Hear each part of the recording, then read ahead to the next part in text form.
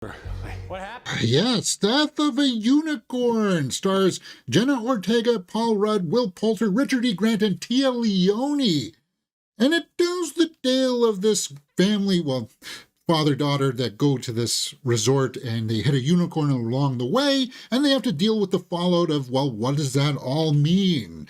The trailers would have you believe that this is a comedy, a dark comedy, and at times that it is. It does have some laughs. But it also wants you to take it seriously at times, and I felt like this movie had some tone issues straight out of the gate. Rated R, an hour and 47 minutes. We'll talk about the runtime in a little bit. The runtime is a serious detriment to this movie. Father and daughter duo Elliot and Ridley hit a unicorn with their car and bring it to the wilderness retreat of a mega-wealthy pharmaceutical CEO, played by Richard E. Grant. And then, of course, it's kind of like, well, what do we do with this? Does it have magical powers?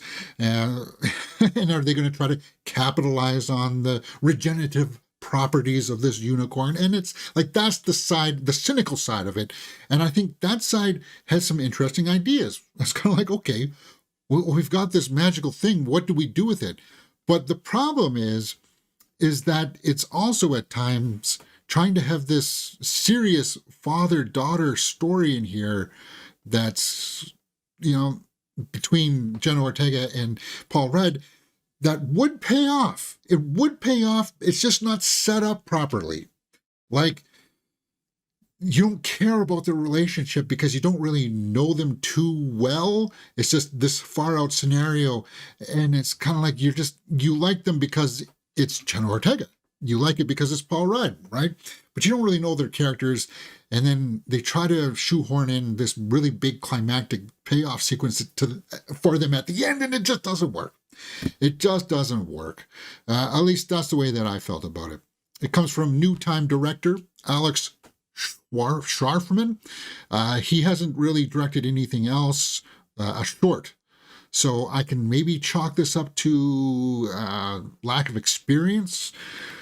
But it felt like it was trying to be a Knives Out movie and have that tone of, oh yeah, this is fun. This is look at the cast here. We're all having fun in making this movie, Death of a Unicorn, but it's not translating. It's not translating to us as the audience because you're watching these people have this one note gag. Oh yeah, we're the rich people that just don't care about anybody else. We'll step over everybody else. But that's all they are, all three of them. There's no difference in either three of those characters. So it's kind of it's a bit of a letdown for me in that aspect. Let's go over to the score sheet and start filling out some numbers for Death of a Unicorn. Acting, directing, and story out of a possible 2 points each. Cinematography and score are out of a possible 1 point each. Acting is serviceable. There's nothing in here. Yes, Jenna Ortega is trying at least. It's not 10 there, James, it's a 1. Will Poulter, I think, will be a standout for some.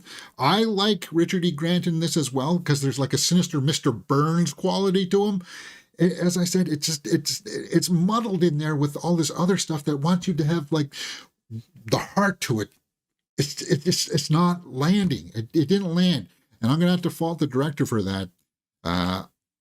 The technical aspects of this, it's not a very cinematic film. It felt like it was made for Netflix or Prime, and that's probably where it should be. Visual effects were not that good either.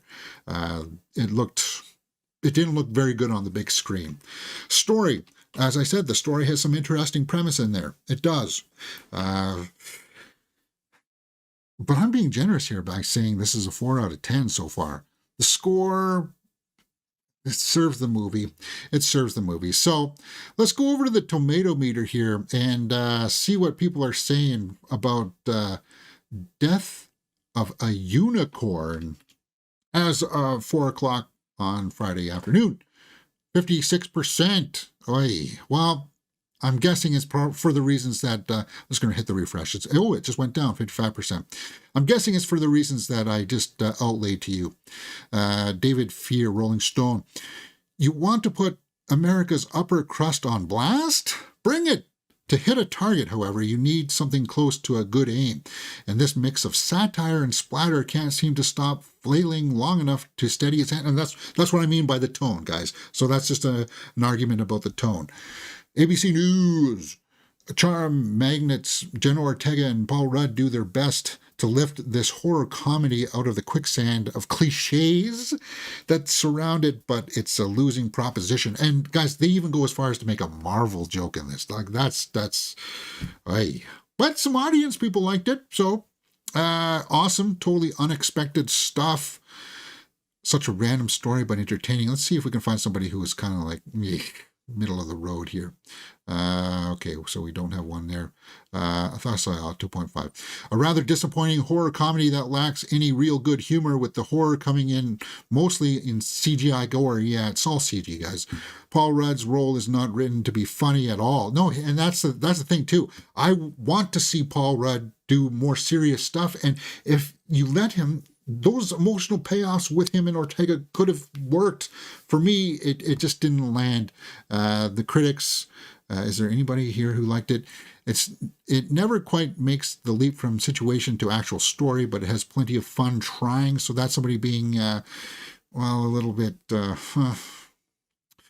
favorable to it. But I pulled up Matt Donato's review because I trust his perspectives here. So Death of a Unicorn sounds like a slam dunk on paper, but in practice delivers late night cable thrills at best. And that just echoes what I said about this feeling like a straight to streaming kind of movie. There's no like, yeah, there's some B-roll shots of the vehicles driving on the highway and stuff like that, but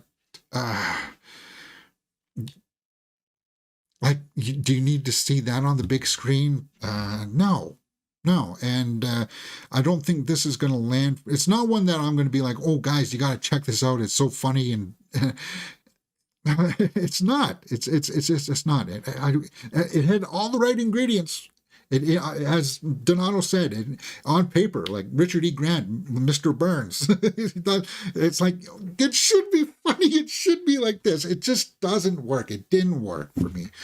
So where do I land overall? Let's go to the score sheet and finish this up for Death of a Unicorn. Watchability factor. As I said, if you are interested by the premise, if you are a fan of Jenna Ortega, Paul Rudd, you might want to check this out. There is some good praise out there for Will Poulter, but Will Poulter always brings it. I always feel like that. It's tired. This just feels like a tired concept that should have been an hour and 20 minutes at most, because some of the jokes just repeat over and over again. It's like, okay, we get it. And it does feel amateur hour by the director in not editing that story down to cut it down to an hour and a half, because it just drags on and on at the end. It's like, okay, it's done now, right? Oh, we're still going on. Okay, just one quick little extra thing here at the end, but then it goes on. And okay, and then you're like, this has got to be it. No, we're not done yet. And it reeks, it's rife of that new director feel and tone. So 5 out of 10. I hate to say it, but I think that's where I land for Death of a Unicorn. What did you guys think? Are you going to go out and see it this weekend? Or are you going to go out and see Woman in the Yard, that we will talk about next, right here on Mirror Domains? And hey, if you like these kinds of reviews, go over to the main channel, because we also did a review for Snow White, but we also reacted to Survivor season 48. Really good television over there. We wrapped up Reacher season 3 this week, and full movie reactions are over there for The Electric State and The Gorge. And occasionally we throw in a little bit of movie news here and there. All right, so what do you guys think? Let me know in the comments. Death of a Unicorn, yes? No? For me, it's sadly no.